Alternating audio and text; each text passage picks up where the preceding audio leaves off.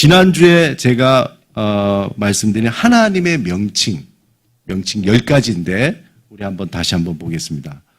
첫 번째, 야훼 하나님, 여호와죠. 야훼, 스스로 존재하는 분. 그리고 여호와 이레, 여호와께서 준비하신다. 여호와 니시, 여호와는 나의 깃발이다. 그리고 여호와 샬롬, 여호와는 나의 평강이시다. 여호와 샴마, 여호와는 거기 계시다. 여호와 라파, 치료하시는 하나님. 여호와 엘로힘, 전능하신 여호와. 아도나이, 여호와는 나의 주님이시다. 엘샤다이, 우리의 모든 것을 채우시는 하나님. 임마누엘, 우리와 함께 하시는 하나님. 10가지 여러분들 그 의미를 우리가 생각하시면서 우리 삶 속에 우리에게 다가오시는 그 하나님의 이름을, 주의 이름을 부르는 자에게 하나님께서 구원을 주시듯이 우리가 육신적으로 아플 때 주님, 여호와 라파, 치료의 하나님께서 나를 치유해 주시옵소서. 우리의 부족한 것이 있을 때 엘샤다이, 우리를 채워주시는 하나님, 우리를 풍족하게 하옵소서. 또 우리의 평강이 되시는 하나님, 우리와 함께 하옵소서. 그렇게 구체적으로 주의 이름을 부르면서 하나님 앞에 간구할 때에 우리 주님의 은혜가 더하리라고 믿습니다. 오늘은 두 번째 기억법 중에 보편적으로 운율법이라 그럽니다. 운율법. 이 방법은 아마 많은 분들이 알고 계시리라고 생각하는데, 여러분 예전에 그 천자문 있죠. 천자문 할 때 그냥 하늘, 천, 따, 지 이렇게 안 하잖아요. 어떻게 합니까? 하늘, 천, 따, 지, 거물, 현, 누루왕 이렇게 하잖아요. 어떻게 합니까? 운율이 있죠. 음이 있잖아요. 이렇게 올라갔다 내려갔다. 그 다음에 우리가 학교 다닐 때 많이 외웠던 게 뭡니까? 조선 왕조의 이름 어떻게 합니까? 태종, 태세, 문단세, 예성, 영중, 임명현 이렇게 외우잖아요. 그렇듯이 이 어떤 운율을 통해서 외우면은 우리가 여러 가지 것들을 많이 기억을 할 수 있습니다. 그 외에도 많은 것들이 그런 식으로 외우는데, 한국을 빛낸 백인 어떻게 합니까? 아름다운 이 땅의 금수강산이 나중에 맨 끝에 어떻게 끝나죠? 역사는 흐른다 이렇게 이제 그렇게 외우는데, 그런 것들. 그래서 운율을 맞추거나 아니면 아예 노래로 이렇게 한국을 빛낸 위대한 민 100명처럼 아예 노래로 만들어서 그렇게 할 때에 오랫동안 기억이 되죠. 잘 까먹진 않아요, 노래는. 그 외에도 예전에 보면은 그 서동요라 같은 것도 그렇잖아요. 어떤 향가에 그 서동요도 그 이야기가 그 신라의 진평왕 선화공주를 흠모한 서동이 이걸 어떻게 알려야 되는데 어떻게 알릴까요? 이걸 갖다가 동요로 만들어서 아이들한테 그렇게 막 불리게 하니까 아이들이 그 노래를 부르면서 소문이 퍼져가지고 그렇게 이야기가 전개되는, 그러니까 서동요 같은 것들, 이런 것도 어떤 이야기를 노래에 담아서 많은 사람들이 기억할 수 있게 하는 그런 방법이죠. 근데 사실 문자가 없던 대부분의 시대는 어떻게 중요한 이야기들을 전했을까요? 이런 어떤 그림이나 아니면 이렇게 이야기나 그다음에 이 노래로 사실 그렇게 전한 거죠. 성경, 우리가 보는 이 성경도 문자가 없던 시대에 이게 기록이 없잖아요. 그렇죠? 창세기의 이야기, 그 이야기가 처음부터 기록이 된 건 아니거든요. 어떻게 됐을까요? 조상 때부터 하나님이 태초에 천지를 창조하셨어. 첫째 날은 뭘 만들고 둘째 날은 뭐 어떻게 하고 노아는 어떤 일이 일어나고 아브라함에게 어떤 일이 일어나고, 이 이야기들이 처음에는 기록이 아니라 말로 구전으로 전해지게 된 거죠. 그 가운데에 어떤 다윗은 이런 노래를 불렀다. 그래서 노래도 부르기도 하고, 예배 때 어떤 불렀던 그 노래가, 이 노래는 다윗이 어떤 때에 이렇게 지었다. 그렇게 구전되다가 나중에 이제 기록이 되는 거죠. 구약 성경의 많은 부분이 이렇듯이 운율에 의해서, 노래에 의해서 많은 것들이 기록이 됐어요. 우리가 보는 성경은 이렇게 막 한 줄로 쫙 빼곡히 채워졌지만 사실은 시로 운율 우리가 보면은 시의 어떤 그 형식으로 거의 적힌 것이 많이 있습니다. 말하자면은 하나의 노래죠. 그 중에서 우리가 시라고 하면은 시가서라고 하면은 시편, 잠언, 전도, 아가서라 그러잖아요. 이 시가서라는 말 자체가 뭐냐면은 노래라는 거예요. 노래. 시편을 읽다 보면 그 앞에 표제가 있는데 이런 말이 있습니다. 성전에 올라가는 노래, 다윗의 시, 고라 자손의 시, 또 인도자를 따라 부르는 노래 등등 그렇게 붙어져 있어요. 그 얘기 뭡니까? 이게 노래라는 거예요. 노래. 특별히 시편 119편 같은 경우에 굉장히 특이해요. 시편 119편이 굉장히 길잖아요. 근데 이 119편 같은 경우 운율을 어떻게 맞췄냐면은 그 히브리어의 자음을 9개씩. 그러니까 우리로 치면 기역, 니은, 디귿, 리을 때 기역을 9줄. 그러니까 9줄의 하나의 어떤 연이 이루어지고 그다음 니은, 디귿 그런 식으로 해서 전체 시가 다 이루어지는 그렇게도 운율을 맞추는 거예요. 오늘 우리가 보는 19편을 보면은 그 앞에 다윗의 시, 인도자를 따라 부르는 노래 그렇게 되어 있습니다. 이 시편 19편 저는 개인적으로 시편이 150편인데 그 중에서 가장 좋아하는 시편 한 편을 얘기하라 그러면은 오늘 우리가 함께 나누는 시편 19편입니다. 119편이 아니라 19편. 제가 이제 매일마다 그 시편을 1편부터 이제 5편씩 이렇게 묵상하는데 제일 힘든 때가 언제냐면은 116편부터 120편 묵상할 때예요. 그 사이에 뭐가 있죠? 119편이 있거든요. 안 읽을 수도 없고 읽는데 너무 힘들어요. 근데 하나하나 읽다 보면 너무 주옥 같은 말씀이라 참 좋은데 근데 항상 이 시편 119편이 아니라 19편에 이르면은 마음이 너무 좋아져요. 왜냐면은 이 19편은 그냥 읽는 그 자체가 기쁨이고 읽는 그 자체가 너무나 은혜가 되는 거예요. 여러분 특별히 그 시편 오늘 본문 19편의 1절에서 6절을 읽으면 이 운율이 너무나 좋은데 제가 한글로 개역개정, 개역 공동번역, 새번역 아니면 영어 다른 거 다 읽어봤는데 영어나 외국어는 제가 모국어가 아니니까 잘 모르겠는데 이 한글에서 이 개역개정 요번에 번역한 이게 너무 번역이 잘 됐어요. 그러니까 소위 말해서 입에 착착 붙는다는 말 있잖아요. 시편을 읽어보면은 이 입에 착착 붙어요. 그래서 읽는 그 자체가 너무나 운율이 좋아서 내용하고 상관없이 마치 이 부드러운 파도를 넘나드는 것, 그걸 타면서 이렇게 가는 것 같은 느낌을 받습니다. 이 시편 19편은 분명하게 두 부분으로 나눠져요. 그러니까 1절에서 6절 그리고 7절에서 14절로 두 개로 쫙 나눠지는데 1절에서 6절은 어떤 내용이냐면은 창조주 하나님이 이 세상을 창조하시고 이 세상을 다스리시고 운행하신다. 이것을 이 시인이 다윗이 잘 표현을 했습니다.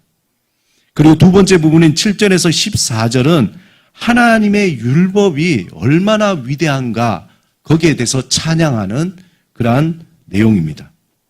정말 놀라운 것은 모든 만물을 창조하시고 다스리시는 그 전반부와 하나님의 율법이 얼마나 위대한가 이 두 개가 완전체가 되는 거예요. 그래서 시편 19편은 이 창조의 하나님의 이야기와 하나님의 말씀, 율법의 이야기가 하나가 되는 완전체가 되는 그런 시다. 그게 시편 19편입니다.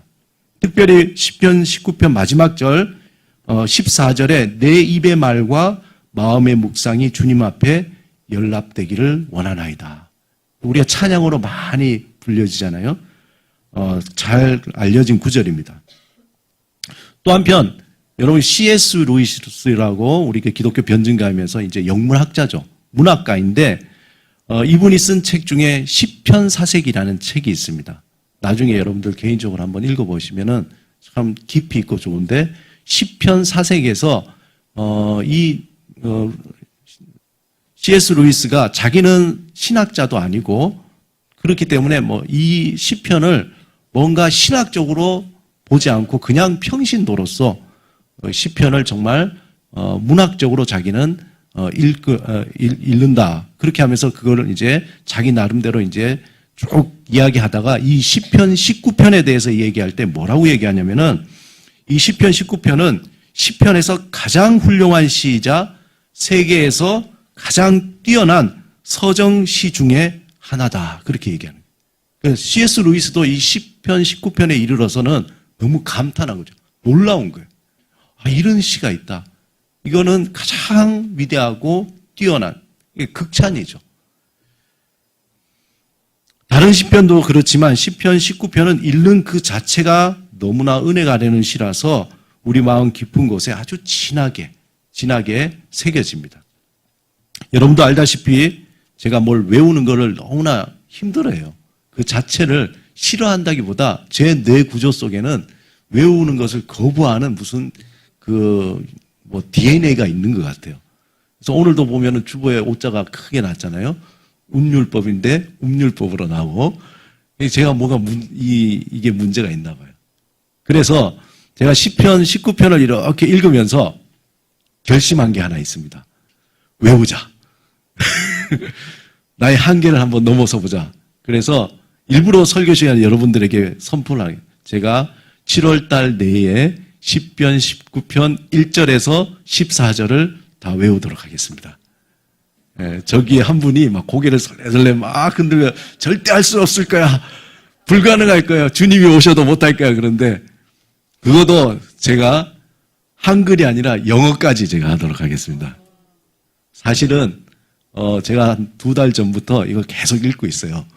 많이 외웠는데 지금은 이렇게 발표를 못 하겠어요. 그때는 심지어요. 얼마나 열정이 좋았냐면 이게 너무 좋으니까 히브리어로는 어떻게 됐을까? 그냥 히브리어로 제가 읽을 수는 있어요. 그냥 그 발음 기호가 있으니까. 근데 이걸 정말 어떻게 읽을까? 그래서 여러분 히브리어 그 음성 우리처럼 그 발음되어 있는 그 원어민이 한 것을 제가 다운을 받았어요.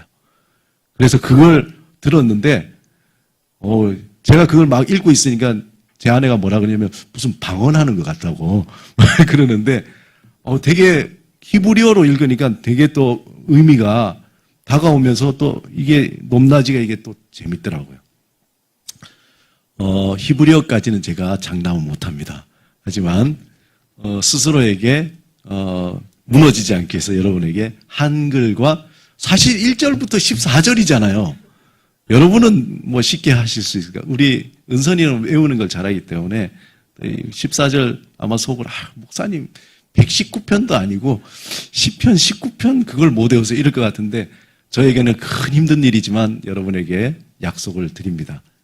1절부터 14절까지 제가 외워서 마지막 주에 제가 여러분 앞에 암송으로 발표하도록 하겠습니다. 주야. 네. 감사합니다. 우리에겐 그게 있잖아요. 또 외우다 못하면 그럴 수도 있지. 이렇게. 네. 자, 그러면은, 먼저 본문 1절에서 6절 다시 한번 우리 천천히, 저와 함께 교독하도록 하겠습니다.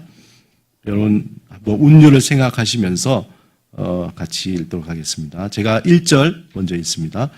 하늘이 하나님의 영광을 선포하고 궁창이 그의 손으로 하신 일을 나타내는도다. 밤은 밤에게 지식을 언어도 없고 말씀도 없으며 들리는 소리도 없으나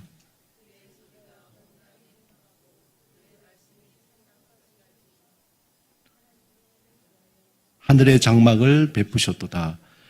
자, 해는 그의 신방에서 나오는 신랑과 같고 그의 길을 달리는 기뻐하는 장사 같아서 하늘이 이 끝에서 나와서 하늘 저 끝까지 운행하며 그의 열기에서 피할 자가 없도다. 다윗의 삶, 우리가 겉보기에는 다윗 그러면 되게 그래도 신앙이 좋고 하나님의 많은 은혜를 받고 하나님께서 그랬잖아요. 내 마음에 합한 자라고. 어쩌면 너는 내 마음하고 똑같냐 이 얘기거든요. 합한 자라고 얘기할 정도로 축복을 받은 그런 사람입니다. 그런데 그 다윗의 삶을 한꺼풀 더 들여다보면은 그의 삶은 고통과 아픔의 삶인 거예요. 우리가 알듯이 그의 삶은 얼핏 보기에는 참 은혜롭고 복되고 화려할 것 같지만 실제 다윗은 고통과 괴로움의 연속이었습니다. 어릴 때는 형들에게, 또 왕이 되어서는 나중에 사울에게, 그리고 왕이 되어서는 온갖 여러 가지 전쟁 속에서, 또 권모술수 속에서, 심지어는 자기 자녀에게까지 그냥 도망 다녀야 되는 그런 고통을 받았습니다. 하지만 그가 남긴 수많은 시와 노래는 그런 고통과 괴로운 가운데에 오히려 하나님께 감사하고 찬양하는 그런 시로 남겨져 있어요. 정말 아이러니하잖아요. 삶은 고통스러운데 그러나 그가 남긴 모든 글들은 감사와 찬양인 거예요. 그에게 일어난 모든 부정적인 일들과 어두움은 하나님을 갈망하는 그 마음에서 모든 믿음 안에서 다 승화가 되는 거예요. 정말 들어오는 게 정말 슬픔, 고통, 정말 말할 수 없는 그런 어두움들이 들어왔지만 하나님을 갈망하면서 이 모든 것들이 다 변해서 아름답게 승화가 되는 거죠. 그래서 아름다운 시로 표현이 된 것입니다. 다윗이 이 시를 지을 당시에 어떤 상황인지 우리는 알 수가 없잖아요. 그러나 우리가 상상력을 가지고 한번 생각해 보면은 다윗이 시를 지을 당시 그때는 우리 알 수 없지만 그 내용으로 봐서는 보통 다윗의 시는 앞에 괴로움을 호소하고 그러나 하나님을 갈망하고 의지하면서 하나님을 찬양하는 그런 시로 나가는데 이 시는 어쩐지 굉장히 서정적이에요. 그렇지 않아요? 우리가 읽을 때에 하늘이 하나님의 영광을 선포하고 궁창이 그의 손으로 하신 일을 나타낸다. 뭔가 굉장히 서정적이고 평온해 보이는 것 같아요. 모든 것이 평온하고 안정적인 밤에 아마 다윗은 저 멀리 떠 있는 별을 보면서 그는 옛날을 회상했을 것 같습니다. 어릴 때에 다윗의 직업이 뭐였습니까? 양치기였잖아요. 그죠? 목동이죠. 그래서 다윗은 그 넓은 들에서 양과 함께 밤에 쏟아지는 별을 바라보면서 그때도 역시 하나님, 나와 함께 하시는 하나님, 이 밤에도 나를 지켜주시는 하나님, 보호하시는 하나님을 찬양했을 거예요.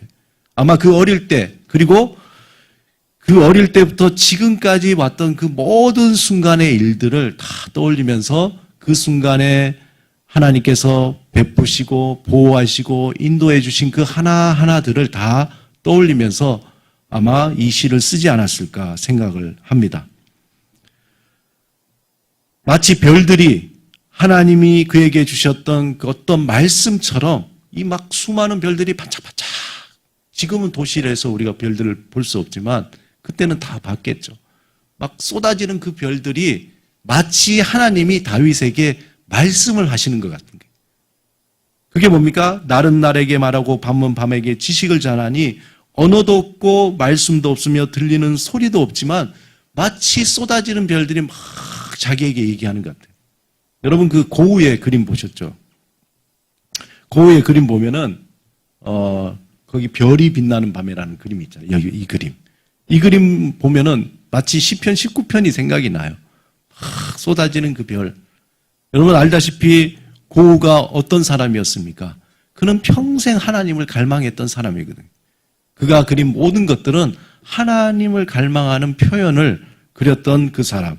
그가 그린 그림이 마치 이글거리듯 또 바람이 흔들리듯 하는 모든 그 어떤 사물들이 다 하나님을 향해서 바라보는 그러한 모습. 그런 것을 연상하듯이 시편 19편에 다윗도 동일하게 마치 보이는 어떤 별들, 달들, 또 낮의 해들, 이 모든 것들이 다 하나님을 찬양하고 하나님의 영광을 나타내는 것처럼 보이는 거죠. 그래서 본문 2절에서 4절, 날은 날에게 말하고 밤은 밤에게 지식을 전하니 언어도 없고 말씀도 없으며 들리는 소리도 없으나 그의 소리가 온 땅에 통하고 그의 말씀이 세상 끝까지 이른다. 너무나 기가 막힌 표현입니다. 어떻게 이런 표현을 썼을까 할 정도로 그만큼 다윗의 어떤 삶 속에서 하나님이 피상적인 분이 아니었던 거예요. 우리는 하나님 그럴 때에 그냥 관념 속에 있을 때가 많잖아요. 하나님이 우리를 사랑하신다, 나를 보호하신다, 나와 함께 하신다, 이런 어떤 말씀들이 그냥 머리에만 머물 때가 있습니다. 그렇기 때문에 구체적으로 뭐라고 표현하라 그러면은 표현을 못해요. 그렇잖아요. 코끼리를 한 번도 보지 못하고 코끼리를 글로 읽은 사람에게 그림을 그리라 그러면은 어떻게 그리겠어요?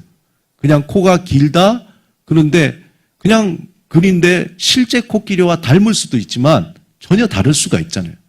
하나님에 대해서 글로 표현한다? 보이지도 않고 우리가 알 수도 없고 들리지도 않는 그 하나님의 그 말씀, 그러나 그 말씀을 그냥 글로만 우리가 관념적으로만 안다면은 그 하나님에 대해서 구체적으로 표현하지 못하지만 다윗은 이처럼 구체적으로 표현할 수 있었다는 얘기는 다윗과 하나님의 그 관계가 얼마나 친밀한가를 알 수 있는 거죠.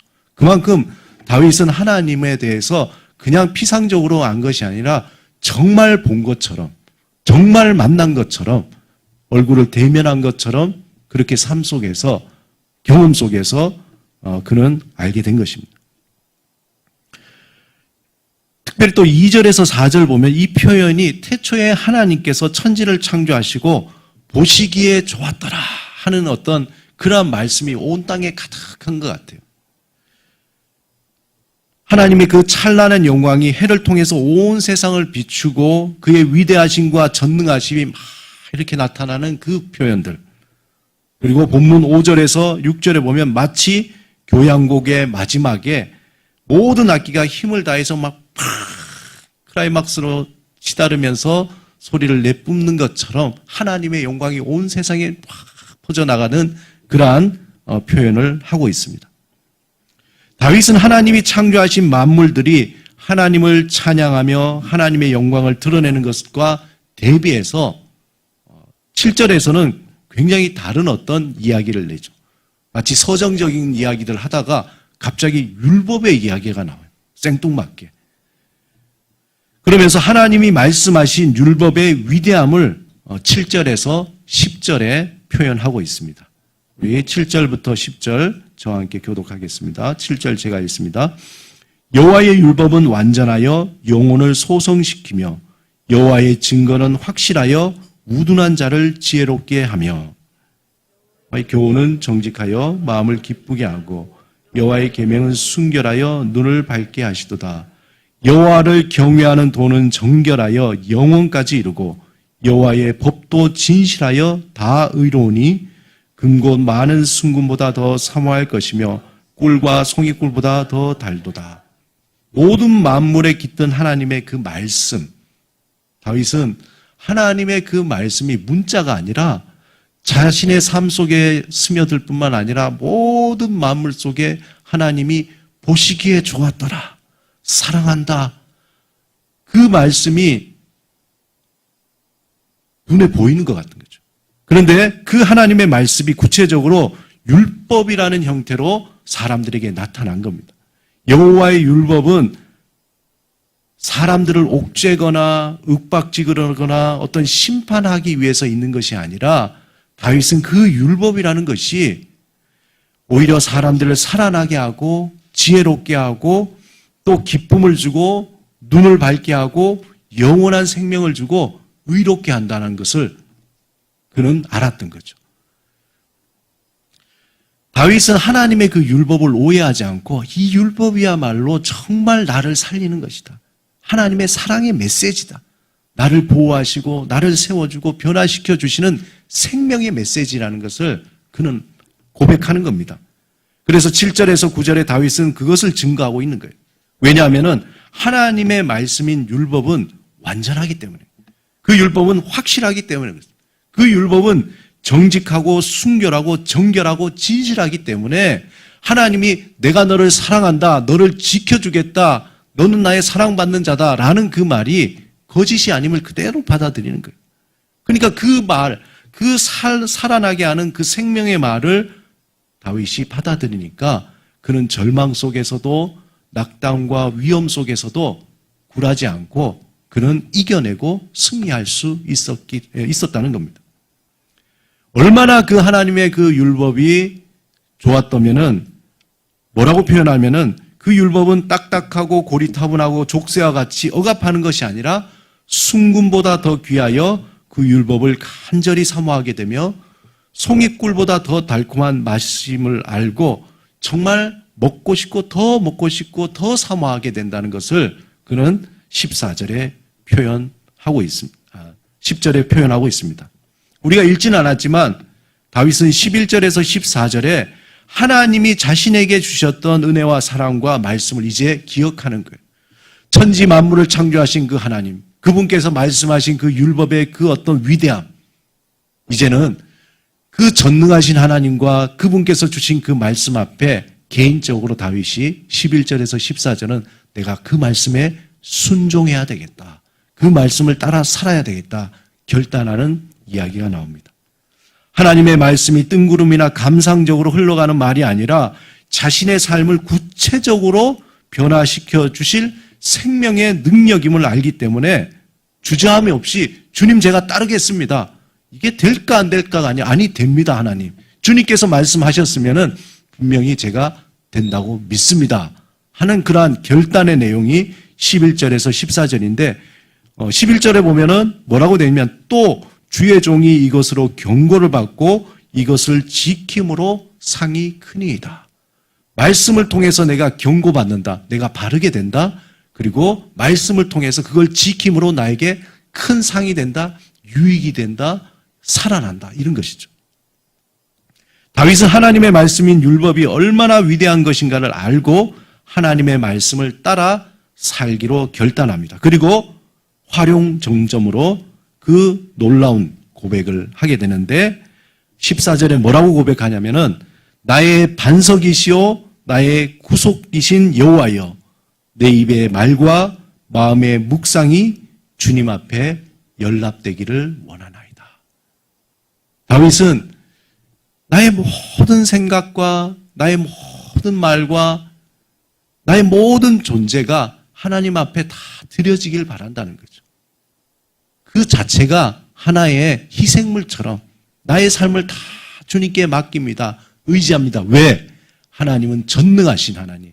하나님의 말씀은 위대하시기 때문에 나의 모든 삶을 다 드리겠습니다. 라고 마지막에 고백하게 됩니다. 사랑하는 여러분, 이 시간 다윗이 하나님이 이 세상을 창조하시고 다스리시는 전능하신 분이고 또한 자신의 인생 속에 하신 일들을 자신만의 그 노래로 이야기하듯이 이제 여러분에게도 하나님께서 동일하게 다가오신다는 거예요. 여러분의 삶에도 다윗과 같이 하나님께서 함께 하시며 또 말씀하시고 보여주시는 그 삶, 이제 여러분의 언어로, 여러분의 노래로 만들어 가야 하는 겁니다. 이 시간 잠시 눈을 감고 한번 묵상하시기 바랍니다. 우리 눈을 감고 하나님 앞에 마치 내가 다윗처럼, 다윗과 같이 하나님을 만났던 것처럼, 하나님을 구체적으로 본 것처럼 하나님 나에게도 다가오시고 말씀하시고 또한 나에게도 함께 하셨던 주님 앞에 이 시간 다윗이 결단한 것처럼 저의 모든 삶을 의지하고 주님 앞에 드립니다. 주님 우리에게 말씀하여 주옵소서. 잠시 묵상하는 시간을 갖도록 하겠습니다.